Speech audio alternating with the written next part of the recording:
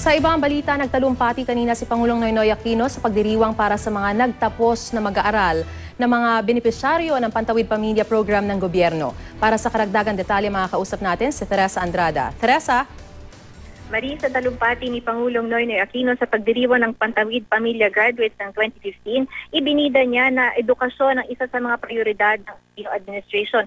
Ayon sa Pangulo, ngayong taon ay saksi ang Aquino Administration sa pagtapos ng mahigit 300 estudyante sa ilalim ng Expanded Pantawid Pamilyang Pilipino Program, kung saan pinalawig noong 2014 na maisama ang mga kabataang may edad 16 to 18 years old.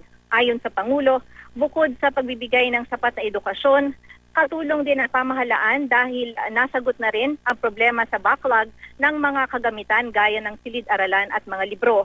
Ayon sa Pangulo, mensahe ng Pangulo sa mga estudyante, naway linangin nila ang kanilang sarili at payabungin ang kanilang kaalaman para makatulong hindi lamang sa kanilang sarili, sa kanilang pamilya, kundi para na rin sa kanilang bayan. Ayon sa Pangulo, kung anuman ang maitutulong ng pamahalaan at may pagpapatuloy ay siyang makukuha o mabebenepisyohan ng mga kabataan hanggang sa kanilang pagtanda.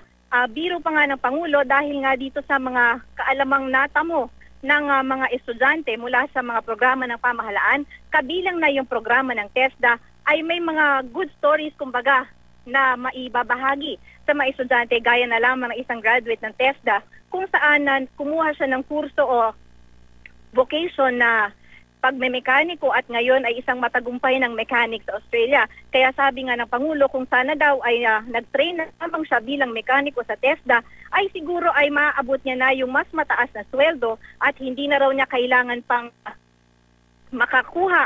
makarinig ng mga panlalait mula sa mga KSP araw-araw. At nga sa Pangulo, nagpasalamat siya sa mga estudyante sa suporta na kanilang ipinakita rin sa pamahalaan at sana ay ito raw ay maging susi para makamit nila ang kanilang mga tagumpay. At yan muna ang latest mula dito sa Quezon City. Balik sa Marie.